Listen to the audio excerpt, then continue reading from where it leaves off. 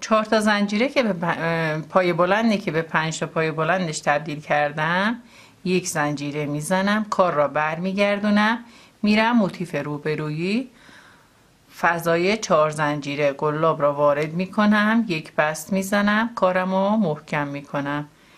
در واقع به این حالت اتصالش میدم. یک زنجیره میزنم، کار را برمیگردم موتیفی که بافت را از روش شروع کرده بودم. باز 4 تا پایه بلند میبافم. پس این کار را تا پایان رج ادامه میدم که پشت کمر به هم وصل بشه.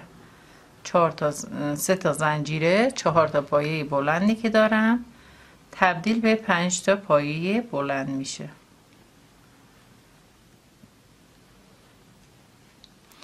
پس این اتصال رو دقت کنید عزیزان. آستینا رو هم به این روش باید وصلش کنیم.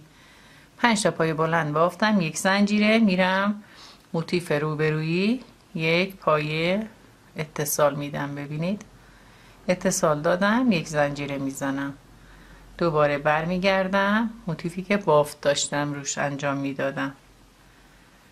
دقیقاً 2 تا موتیف روبروی هم هستن. 3 تا، اینم 4 تا. 3 تا زنجیره میزنم، کار رو برمیگردونم به این حالت.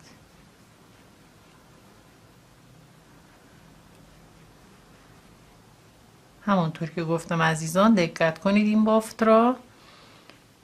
آستینا هم به همین روش باید به همدیگه وصلش کنید. یک زنجیره میزنم، میرم موتیف روبرویی، ببینید موتیف روبرویی فضای 4 زنجیره، بست میزنم، یک زنجیره میزنم، برمیگردم فضای 4 زنجیره روبرو. حالت ضرب دری با این دو رج به همدیگه در واقع اینا وصل میشن دوستان به این شکل. 3 تا زنجیره روی همین پایه، یک پایه بلند، رو پایه بعدی هم پایه بلند، پایه بلند. پس 5 تا پایه بلند که بافتم، یک زنجیره میزنم، به 4 زنجیره فضای 4 زنجیره موتیف روبرویی وصلش میکنم به این حالت.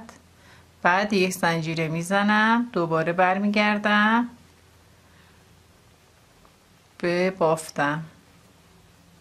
همونطور که گفتم این بافت به صورت ضرب دری تقریبا میشه، این که روبروی هم هستن.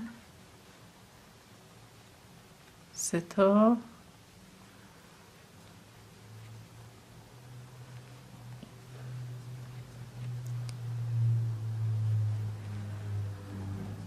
به خاطر حفظ من برای زیبایی کارم این روش را انتخاب کردم دوستان. ببینید که ترتیب بافتم به هم نخوره. حالا شاید این بست ها دیده بشه ولی مرتب بشه، یه بخار آروم روش بگیریم، ببینید اینا زیر میمونن و بافتم به این تمیزی و مرتبی میشه.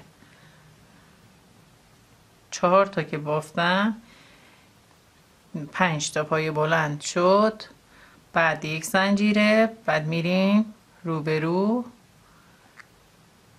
بستش میزنیم، یک زنجیره دیگه میبافیم. 4 تا پایه بلند، بعد تبدیل میشه به 5 تا پایه بلند و تکرار بافت تا آخر به این حالت. ببینید از این نمو دوستان، ببینید به این حالت بافتم به همدیگه وصل میشه پشت لباسمون. پس تا این گوشه پایین باید این کار را انجام بدید. میبافیم میرسیم به پایان رج. بعد آستینا هم به همون صورت باید به همدیگه روی آستینا وصل بشه دوستان. پس اینا رو به همدیگه وصلش کنیم، بریم برای سجاف جلوی لباسمون با هم ببافیم. در واقع هم بافته هم اتصال دوستان این رج. دوستان من این وسط پشت را بافتم، رسیدم به گوشه کار. گوشه کارم گفتم نشونتون بدم، به این شکل شد. ببینید اینجا این دوتایی که بود گوشه. سعی میکنم یه دونه پولکی ببافم، بعد به گوشه روبروش اتصالش بدم. 3 تا زنجیره، 4 تا پایه تبدیل به 5 تا پایه میشه. به این حالت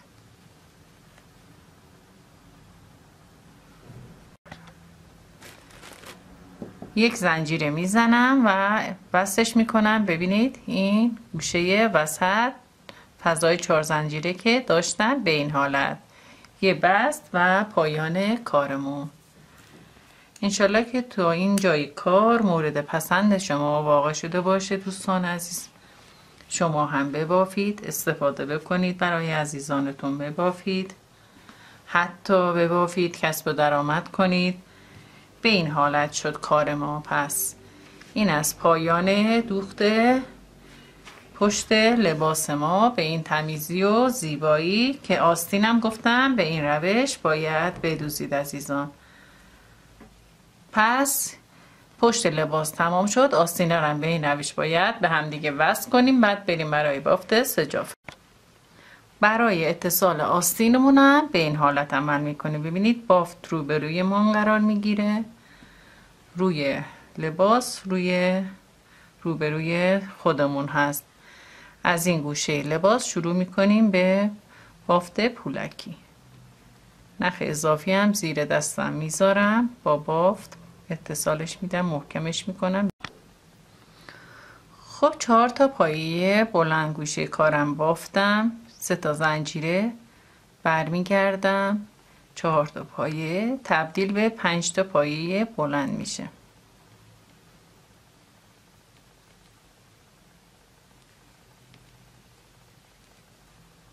بافت تکراری، کارمون هم تکراری. این اتصال پشت لباس هم من انجام دادم. اینجا گفتم فقط شروع و نشون بدم که به مشکل بر نخورید. ببینید یک زنجیره میزنم، کار رو برمیگردونم، میرم قسمت روبرو. ببینید موتیف روبرویی این گوشه، اینجا که 2 تا صد پولکی هست، کارم را به این گوشه وصل میکنم.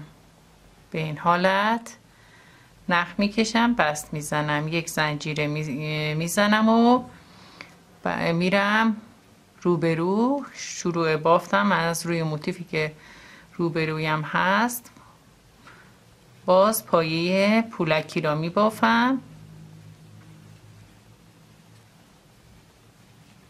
البته پایه ها پایه بلند است مثل موتیف مادر بزرگ. اسم این طرح را به احترام دوستان که برگزیدم پولکی باشه من پولکی نامیدم. پولکی گفتنی به خاطر اونه. به این حالت 5 تا باید پایه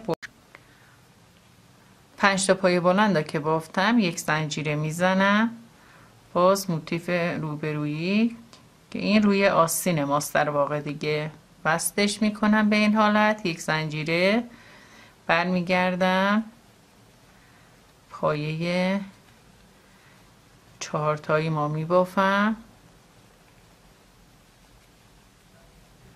3 تا زنجیره، 4 تا پایمون تبدیل به 5 تا میشه.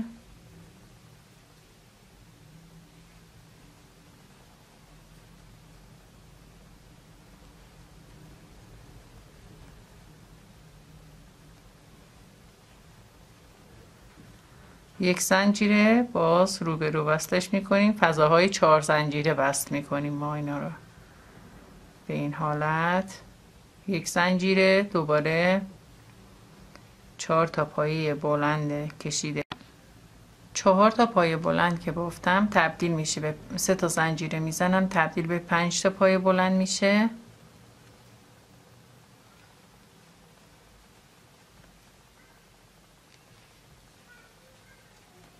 یک زنجیره میزنم، وصل میکنم به روبرو. پس به این حالت فقط خواستم گوشه کار را نشون بدم که اینجا از گوشه کار شروع شد، از اینجا آستینمون به این شکل ببینید اینا که وصل کردم به این حالت، اینم اتصالش به این حالت بود، پایانشم روی. خب عزیزان همونطور که میبینید بافتم و دوختم و ادامه دادم، رسیدم به آخرای کار. گفتم آخر کارم نشونتون بدم، به این شکل شد. یک زنجیره فضای 4 زنجیرمون وصلش میکنیم، یک زنجیره میزنیم، میرسیم گوشه کارمون که اینجا دوتایی بودن این پولکی ها. اینجا هم یه دونه باید ببافیم، یعنی یه دسته 4 تایی ببافیم، 4 تا پایه بلند، 3 تا زنجیره، 4 تا پایه بلندمون تبدیل به 5 تا پایه بلند میشه.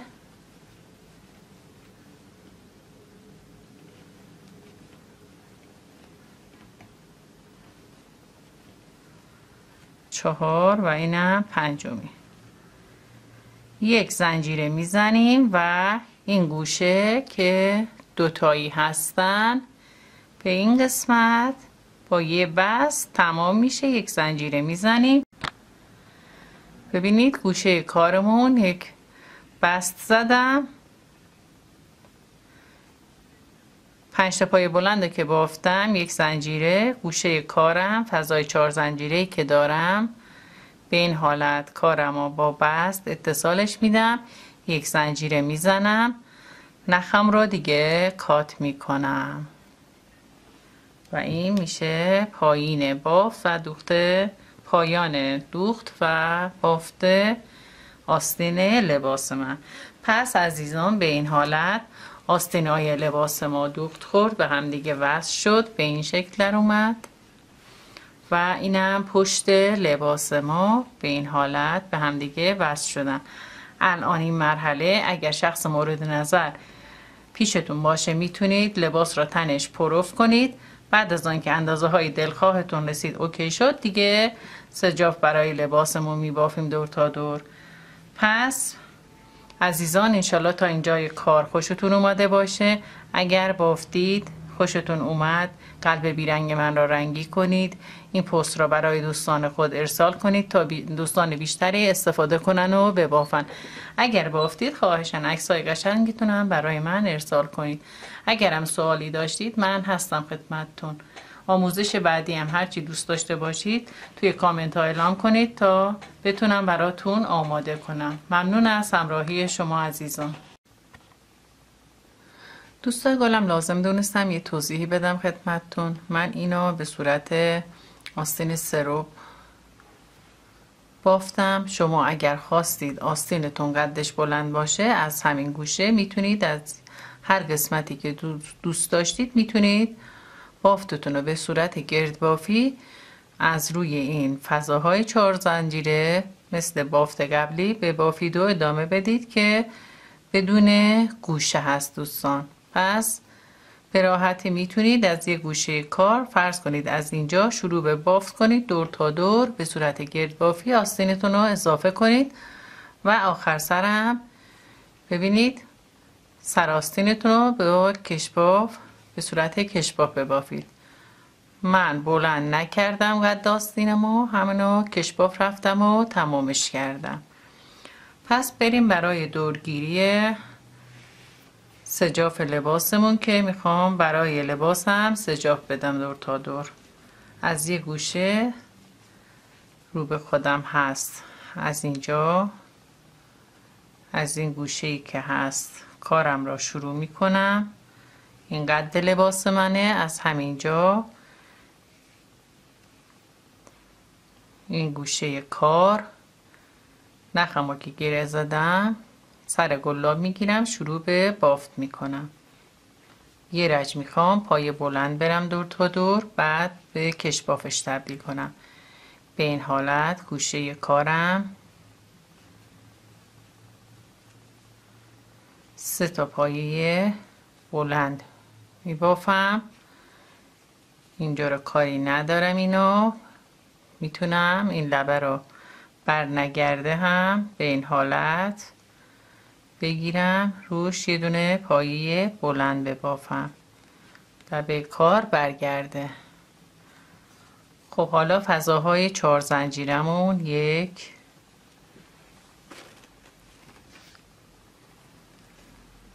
2 3 تا پایه بلند میبافم. دوباره این گوشه که هست آزاده اینا برمیگردونم، قلاب را وارد فضای 4 زنجیره میکنم، از اینجا نخ میکشم، یه پایه بلند میبافم، لبه کارم برگردین. فضای 4 زنجیرمون 3 تا پایه بلند میبافم.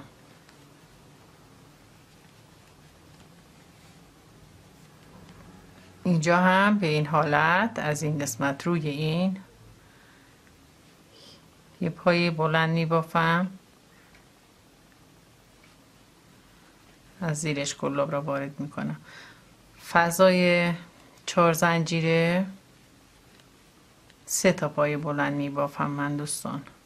ببینید از زیر این قلاب را وارد میکنم، یه پایه بلند میبافم،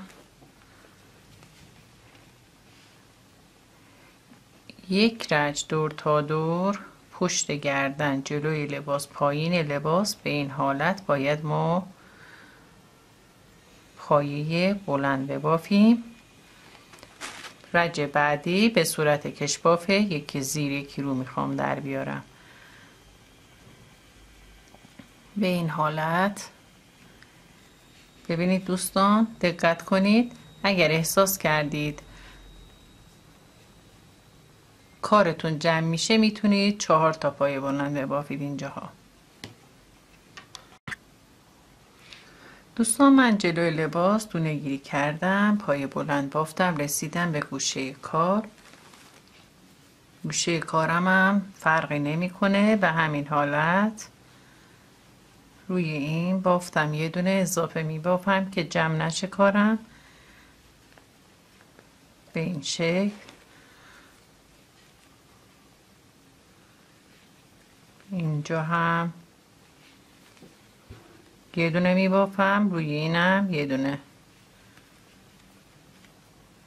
این گوشه را زیاد نمیبافم، روی هر کدوم روی این پایه یه دونه، روی این پولکی یا برگی وسط هم یه دونه پایه بافتم و روی اینم یه پایه بلند بافتم. حالا این فضاها 1 2 تا میبافم، روی اینم میبافم. اینجا فضای 3 زنجیره‌ای ندارم دوستان، ببینید این پولکی ها هستن که روی اینا میبافم.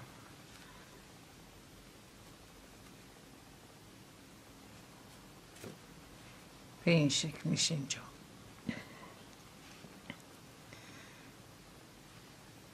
پس این پایه ها را مرتب میکنیم. اینجا هم این فضاهایی که زنجیره‌ای بود 3 تا پایه بلند میبافیم، روی این قسمت هم یه دونه میبافیم،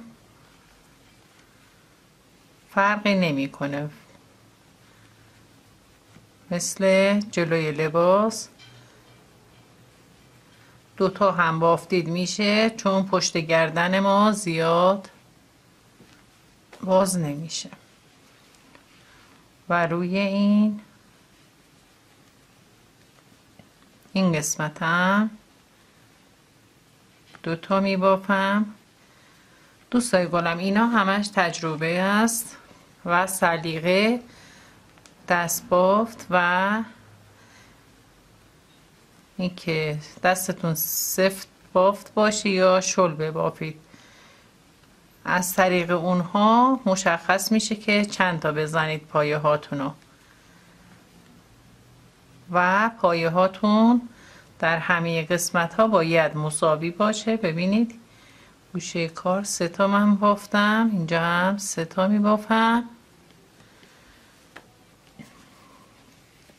و روی این جایی که برجسته هست برمیگردونم، اینجا قلاب را وارد میکنم، یه پایه بلند میبافم، گوشه کارمم این گوشه یه دونه بافتم،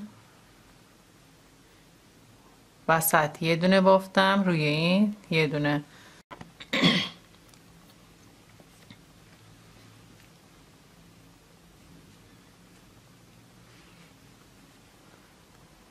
پس گوشه ها تکی شد، ببینید روی هر قسمت یه دونه، وسط یه دونه، اینجا هم یه دونه.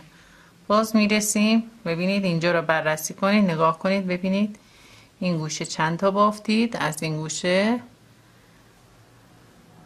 قرینش اینور باید باشه. اگه 3 تا پایه بلند بافتید 3 تا ببافید، 2 تا بافتید 2 تا ببافید، به صورت مساوی در بیاد. روی اینا هم که ببینید به این حالت یه دونه میبافتیم. فضای 4 زنجیره 3 تا بافت عزیزان تکراریه. تا گوشه کار با من ببافید، گوشه را نشون بدم. خب دوستان من بافتم، بافت تکراری بود، رسیدم گوشه کار. گوشه کار رو گفتم نشون بدم که اینجا یک کم فرق داره. 3 تا پایه بلند که بافتم 2 تا زنجیره میزنم، دوباره 3 تا پایه بلند دیگه میبافم. گوشه ما دسته 3 تایی میشه، 2 تا دسته 3 تایی میشه، به خاطر اینکه تا نشه و هلال بشه موقع بافت. بقیه بافت باز تکراریه. روی هر کدوم از این پایه های زنجیره های فضای 4 زنجیره، روی فضاهای 4 زنجیره 3 تا پایه بلند می بافم. 1 2 3 و روی اینم یه دونه پایه بلند می بافم. دوباره تکرار. پس تا پایان رج ادامه بدید عزیزان. هر جا نیازی به توضیح باشه باز خدمتتون نشون میدم. بافت تکراری عزیزان، ببینید با من ببافید شما هم. دوستان من بافتم، ببینید این گوشه وسط هست، اینم گوشه وسط 2 تا هست، به هم دیگه وصل کردم. اینجا روی این یه پایه بلند بافتم، بعد میرم این فضای 3 زنجیری که داشتم 4 زنجیره، اینجا 4 تا پایه بلند میبافم. بقیه بافت باز تکراریه. برسم به گوشه کار.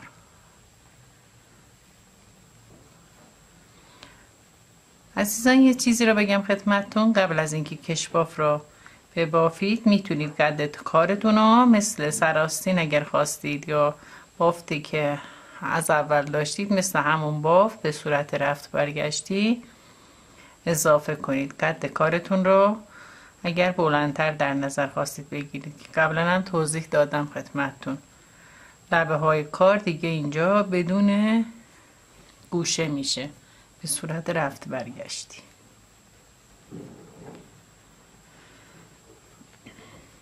تا گوشه کار با هم ببافیم.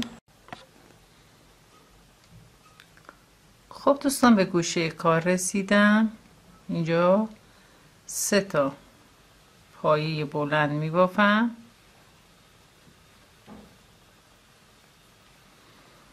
شروع کارم 3 تا بافته بودم. بعد اتصالش به جای اینکه 2 تا زنجیره بزنم بست بزنم، میام یه زنجیره میزنم، یه پایه معمولی خیلی کوتاه به این حالت. بعد از همینجا شروع به بافت میکنم. شروع بافتم 3 تا زنجیره و هم میتونم 3 تا پایه بلند ببافم. اگر دیدید زیاد شد میتونید 2 تا اضافه کنید اینجا. پس 3 تا هم میتونی ببافید، 2 تا هم میتونی ببافید. حالا از روی این بافتا شروع به کش بافت میکنیم. ببینید این پایه اولی را به رو میبافم، برجسته از رو. دومی را از زیر، قلاب را از پشت کار از زیر حلقه، از زیر پایه وارد کرده، پایه روی قلاب قرار میگیره. به این حالت پایه برجسته از رو. این زیر پشت بود، این از رو. پایه ها روی گلاب قرار میگیره، فرقی نمیکنه، هم پشت کار هم روی کار. در واقع یکی زیر و یکی رو هست به این حالت. پس این رج به صورت یکی زیر یکی رو تا آخر میخوام بافتم و ادامه بدم به این حالت.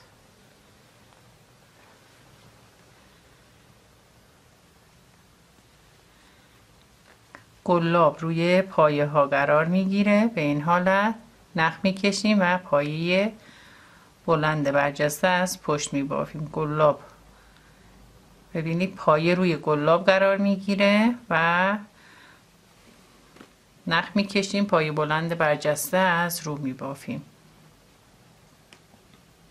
از پشت کار گلاب را از زیر پایه وارد میکنیم، نخ میکشیم، پایه بلند برجسته از پشت میبافیم.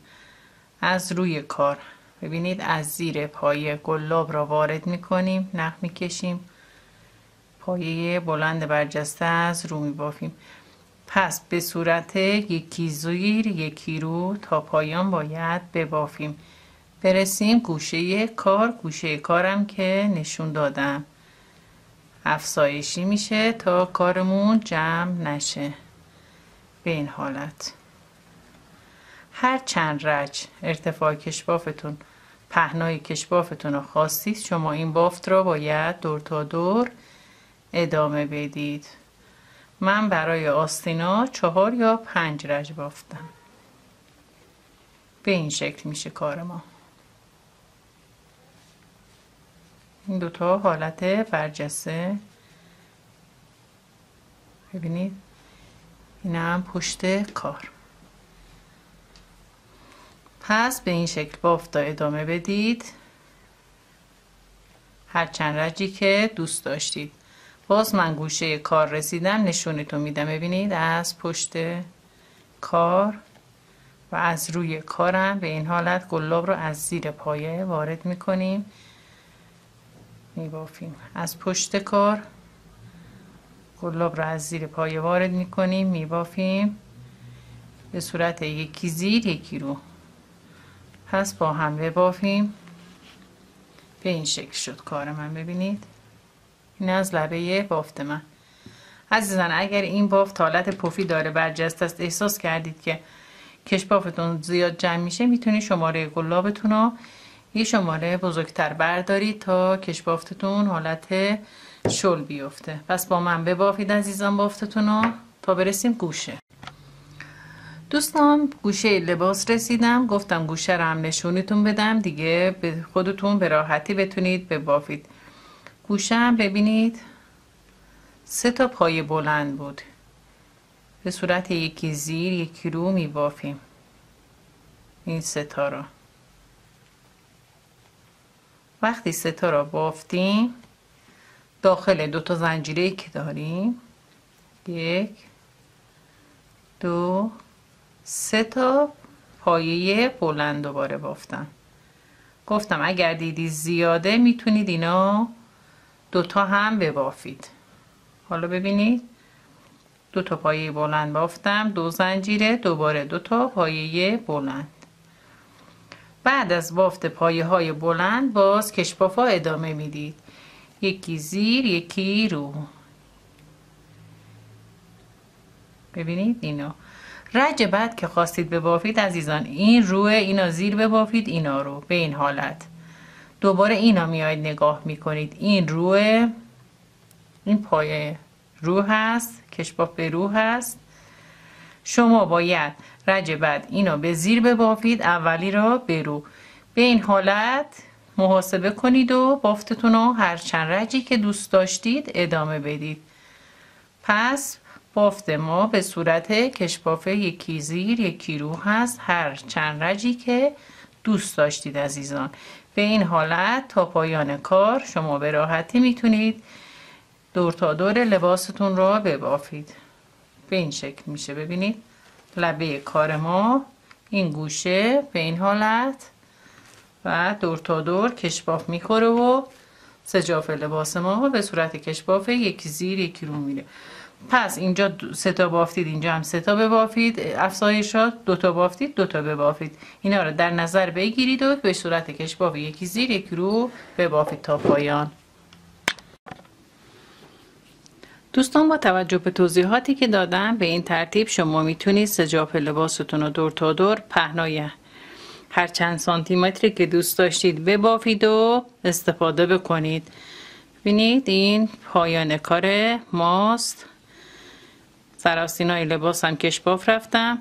مثل بدنه لباس میتونید پایه بلند یه ردیف ببافید، بعد روش کشباف یکی زیر یکی رو ببافید، یا غیر از کشباف هر چیز دیگه که دوست داشتید پایه صدفی ببافید یا اینکه از پایه های تزیین استفاده کنید. اینا همشون اختیاری هستن. انشالله که از این آموزش شما هم نهایت استفاده را برده باشید. ممنون از تک تک